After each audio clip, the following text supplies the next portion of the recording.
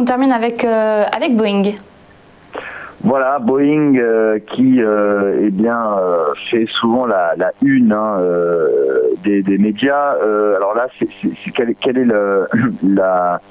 la nouvelle sur Boeing, c'est que l'agence de sécurité européenne aérienne s'apprête à autoriser au mois de janvier les vols du Boeing 737 MAX. Je rappelle, le 737 MAX est interdit et cloué au sol depuis maintenant plus d'un an, après deux accidents survenus en 2018 et 2019. Par conséquent, c'est une bonne nouvelle pour Boeing, puisque le 737 MAX est l'avion le plus vendu de la compagnie. On a d'ailleurs Ryanair qui a annoncé étoffer sa flotte de 737 MAX de plus de 15 avions.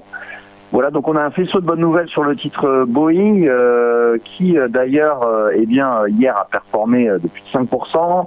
Sur le graphique, ce graphique journalier qui est à l'écran, on voit qu'on a un titre qui a dépassé sa moyenne mobile de 100 jours au début du mois de novembre et qui est vraiment dans une recovery depuis maintenant plusieurs mois.